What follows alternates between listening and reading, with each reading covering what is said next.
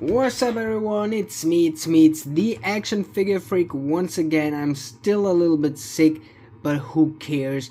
It's okay, when I'm recording this, it's Halloween. But it's one day after Halloween when I upload this.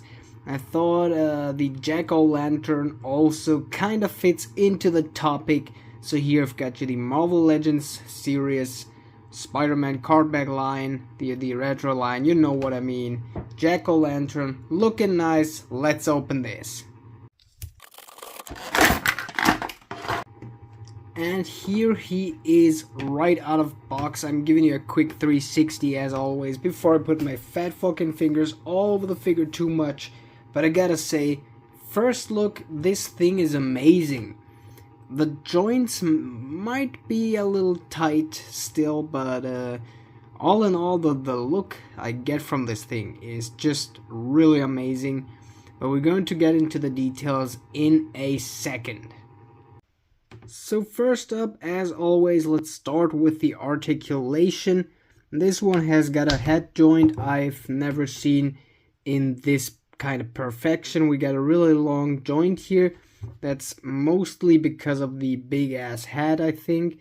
And the good part is it really almost perfectly rotates all around the collar here. So that's pretty good. I get a lot of hats with that kind of joints and they don't move in any kind of way. Let's drop it back on. Oh, another thing fell off. Going to come to that later. We got here butterfly joints, which is simply amazing. The shard mold here kind of blocks it, but not too much, so it's pretty good. We got ball joints here, which I'm really grateful for. We got swivels here, double jointed pinless elbows, awesome. And horizontal hinges on, I think, yes, all the hands. We got the ab crunch here. That one is really tight, but that's pretty good for an ab crunch, I think. Vertical hinges on here, they kinda, on the sides here, they kinda rip on these bombs on his belt, which is a little unfortunate, but I mean, it's an action figure. Let's move on. Next part is here the classic leg articulation. We got those ball joints, swivels, double jointed pinless knees. I don't know what it is with these pinless knees. They are always really stiff when you get these new, but I mean, they look better. I mean, in most ways, they look way better. Then we got swivels on the boots here. This is probably a reuse of the Captain America. No, it's not. As you see, I've just seen it on the box. First up, these are, I don't know, you see the top part here. Got the little edge on the top here on the front. And they even made the sole here look way more accurate. So that's really cool. I thought they just reused that, but yeah, I've just seen it different. But yeah, we got here shin swivels. We got here vertical hinges on the feet as well as swivels. So pretty basic modern Legends articulation. I'm really happy for the recent changes. But what else do we get since I've said all the hands? We get two fists, which I'm really happy for. So we got two open kind of hands and two fists. And we got his board here. So you can stand on here. Down here you could attach an arm or this piece, I think. Should it go into there? Yeah, it should. Yeah, like this. So here we got some kind of a Beyblade. Nah, but for real, that's pretty cool. Let's try if the Hawkeye Sky Cycle arm works on this. Okay, I'm back with the Sky Cycle piece here. And it seems... Oh, I don't want to... Okay, it perfectly. Holy, that's great. It fits really good. I like that. Oh, God. But I don't know.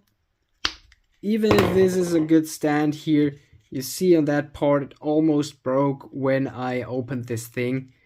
just by applying it, it couldn't hold the kind of pressure on there. So really, you gotta be little, I don't know, calm with these things, okay? But we even got one more accessory. This bomb here was loose in the box.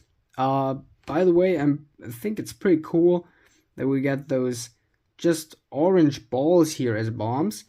And the other thing is we got a lot of hands that can grab these balls. I mean, it's around the size of a Green Goblin grenade. But I think it's awesome that they've put a hand in there that can actually grab it good. So I mean, really good. You can cover the hole on here, so it's even better in his hand. But I don't know, all in all, I think it's really cool that we get here some kind of grabbing hand that actually works. Another thing is, I thought we get like 6 of these bombs, but then I've seen all of these things are molded together. So they're definitely connected. I won't try to pull them apart. So we got like 1 on his belt. I think that's kind of better. They just messed up the direction, because let me show you one thing. The feature is amazing. If we would put more on these, it could make them drop always. As I said, the hip here kind of blocks, is blocked kind of by these bombs. They would all fall and pop off all the time when you pose this figure.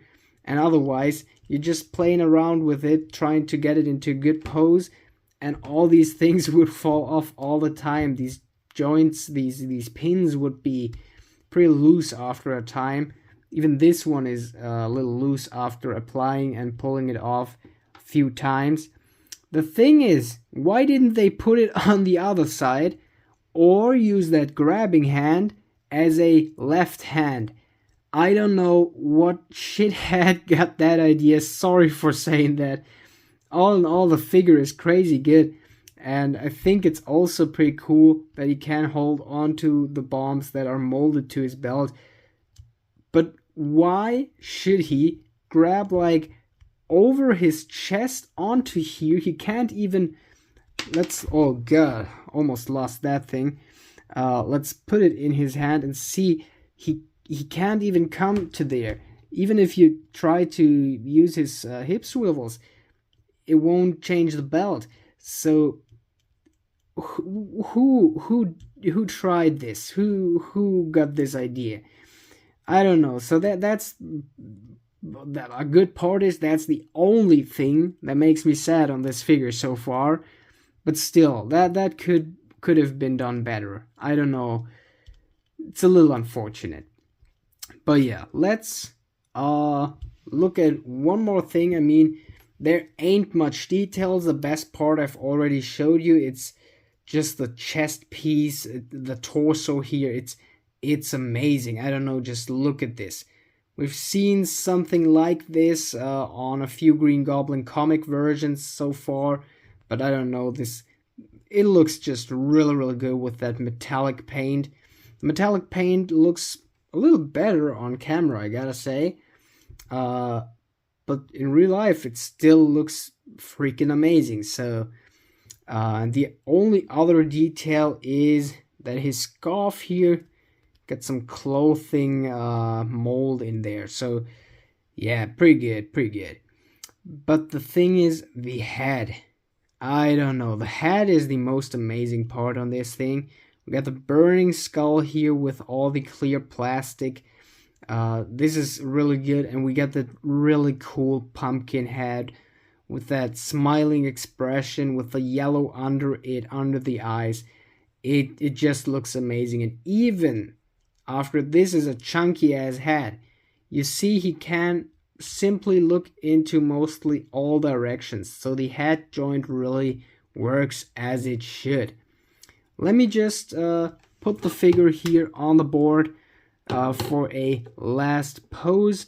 But yeah, then we're pretty much through for today. Okay, it all doesn't really fit into one frame, but you get the idea. Pretty fun pose, I would say. Yeah, like this here. It won't stand, okay? It won't stand. I won't try it anymore. But yeah, that's a pretty cool figure. If you see this on clearance on a cheap price as I did, get it. Really, it's really a really cool Spider-Man enemy that you get for, I don't know. I paid 20 euros in Germany, so normally these are around 30. For I think even under 20, it's pretty good. So that would be around, I think, $10 in America. For that price, that thing is freaking amazing. So yeah, all in all, rating 1 to 10, I would say like, hard to say. Uh let's say like 8.5. I don't know, all in all, the look I get from this figure is amazing. It's one of these figures where you open them and know it's one of your new favorites. I don't know. Something about this figure really gets me. It's really cool. But yeah, that was pretty much all for today. Hope you enjoyed today's video. I hope you have an awesome day. Now it's time to say, action out.